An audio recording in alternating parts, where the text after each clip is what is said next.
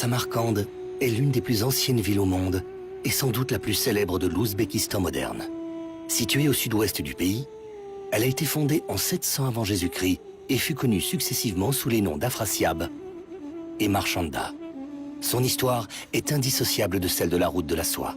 En effet, Samarcande est devenue le principal carrefour commercial de ce réseau de routes qui s'étendait sur plus de 10 000 km entre la Chine et la Méditerranée. Pour comprendre le passé glorieux de cette ville, replongeons-nous en 1370, lorsque celle-ci était la capitale des Timurides.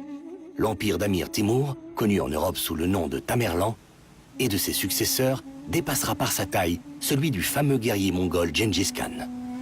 Il s'étendait de la Turquie jusqu'au nord de l'Inde, en passant par l'Irak et l'Iran. Timur, ce guerrier dévot musulman et homme d'État légendaire, a résumé l'esprit et le rêve de cette ville en une phrase. Nous pouvons voir la puissance de mon empire grâce à ce que j'ai construit. Amir Timur a contribué considérablement au développement des arts et de l'éducation et a laissé à la postérité des chefs-d'œuvre d'architecture monumentaux. Nous sommes devant le mausolée, connu sous le nom de Gour-Emir. C'est la sépulture familiale des Timurides. Ce bâtiment a été construit à la fin du XIVe siècle et a subi des fortes influences de l'architecture iranienne. C'est la sépulture familiale où a été enterré Timur lui-même, ses 2 fils, 2 petits-fils. Au niveau de l'architecture, c'est assez particulier. 2 premiers bâtiments qui faisaient partie de l'ensemble ne se sont pas conservés. C'était une médersa et une honako. Mais le mausolée lui-même, avec les sépultures de Timur et des Timurides, s'est parfaitement conservé jusqu'à nos jours.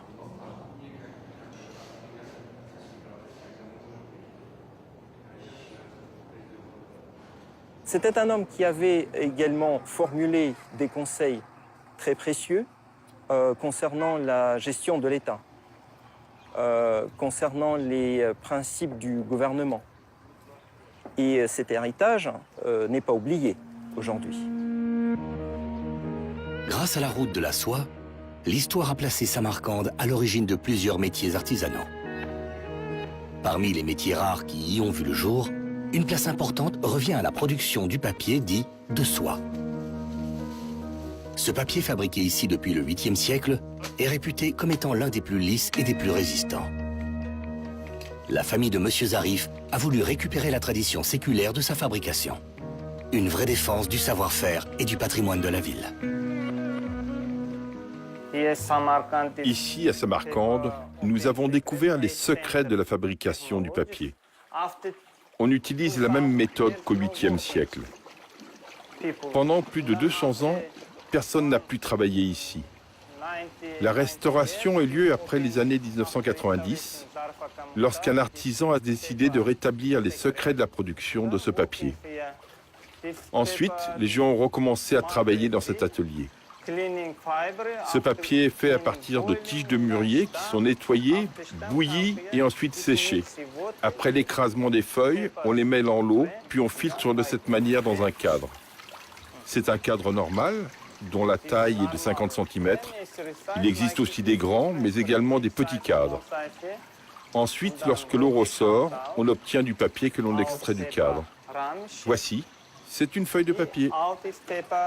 On superpose les feuilles en les séparant avec une pièce de tissu en coton, une feuille de papier, une pièce de coton et ainsi de suite. On dépose 500 feuilles et ensuite on presse. Les visiteurs de l'atelier peuvent ainsi assister à toutes les étapes du processus de production, comme la presse ou le polissage du papier.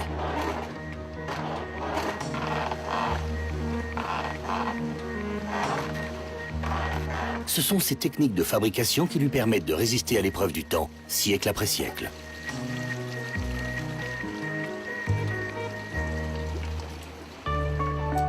Un autre trésor hérité de la route de la soie est le tapis de Samarcande.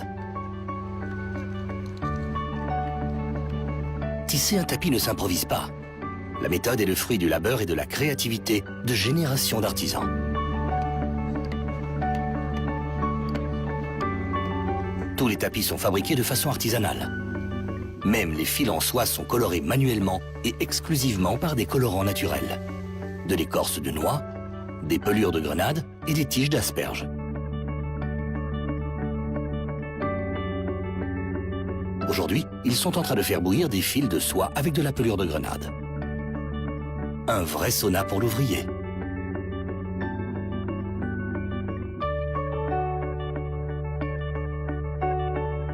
Colorés de cette manière, les fils gardent longtemps leur couleur originale et acquièrent avec le temps une certaine teinte dorée.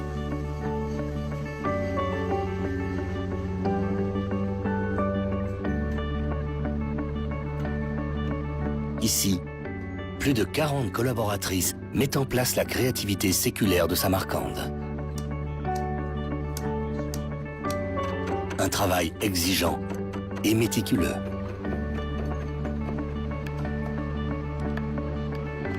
Le plus ancien tapissier de Samarcande est un Afghan âgé de 98 ans. Monsieur Mohamed Ewaz Bagdizi nous guide dans son atelier. T'as besoin de combien de temps pour faire un tapis? Elle a dit 6 mois. 6 mois. Bienvenue chez les Zoïdov, défenseurs du pain traditionnel de Samarcande. Célèbre pour son goût exceptionnel, il a la propriété de se conserver pendant longtemps sans rassir. Il se dit que ce pain doit être bon à manger pendant 3 ans. Vendu sur les marchés, sa fabrication se fait en famille, à la maison.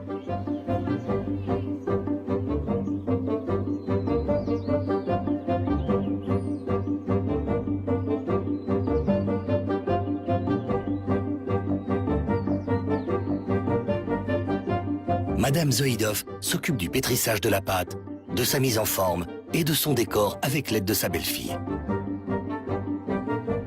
Celle-ci porte une robe typique brodée d'or car elle vient juste de se marier. De son côté, Monsieur Zoïdov se charge de la cuisson dans son four traditionnel.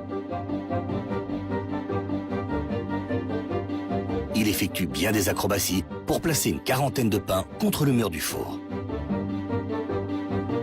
En Ouzbékistan, les boulangers doivent aussi être des sportifs.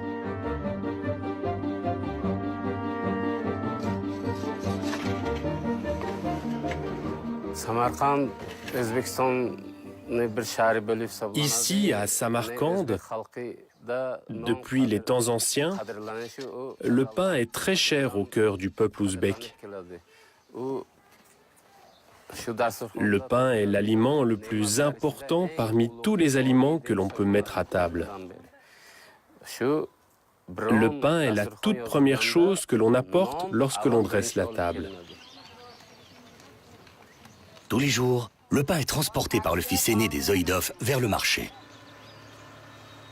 Comme d'habitude, il retrouve toujours des clients à mi-chemin. Après quelques minutes de marche, c'est ici, au bazar de Siad, que lui et sa mère vendront le pain. Chaque quartier a son marché, mais le plus emblématique est le bazar de Siad, ou Siabski, comme disent les russophones. Ici, nous retrouvons le même esprit que celui décrit dans les récits de l'époque. Une vraie ambiance musicale, des marchands qui hurlent et une multitude de produits colorés. En dehors du pain, on trouve bien sûr de nombreux légumes et fruits, notamment les fameuses pastèques et melons ouzbeks, ainsi que plusieurs épices apportées autrefois par la grande route de la soie. Découvrons les 12 épices indispensables à la cuisine ouzbek. Ça, c'est coriandre, le grain de coriandre en moulu. Gingembre séché. Paprika doux. Piment rouge piquant. Attention, ça, curcuma, c'est très bien pour la respiration. Aneth séchée.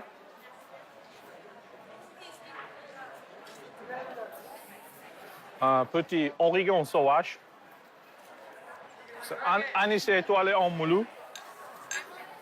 On ça, basilic rouge-violette, Samarcande. Petit cumin. S'il vous plaît. Ce mélange est un vrai régal pour les yeux, l'odorat et le palais.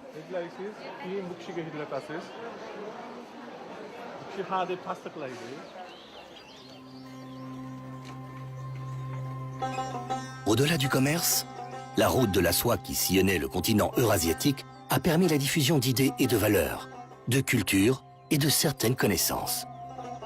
L'enrichissement et le progrès technologique qui en résultaient ont fortement contribué à l'épanouissement et à l'évolution des civilisations. Ulugh Beg en est un des responsables.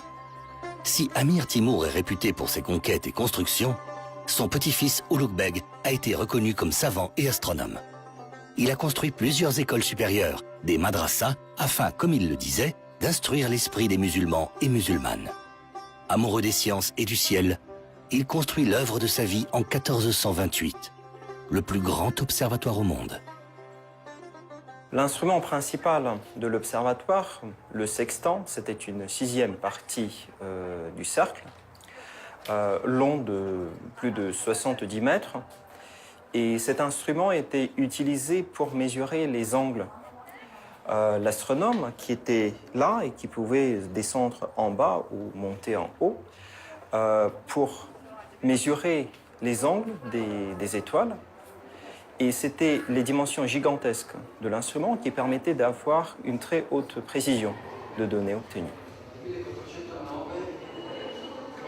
Ulugh Beg a réussi à calculer la position de 1018 étoiles et rédiger un ouvrage majeur, les tables sultaniennes, qui fascineront le monde scientifique jusqu'à nos jours.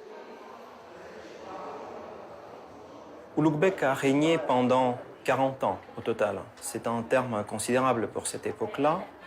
Mais vers la fin de son règne, c'était son fils aîné, Abdou-Latif, qui s'est révolté contre lui. Ulugh Beg a perdu dans la lutte pour le pouvoir, a été détrôné et peu de temps après assassiné. Samarcande est une ville de légende. Ici, chaque pierre, chaque bâtiment témoigne de la splendeur de son passé. Chaque quartier, chaque visage de la ville révèle quelque chose de la route de la soie et de son héritage.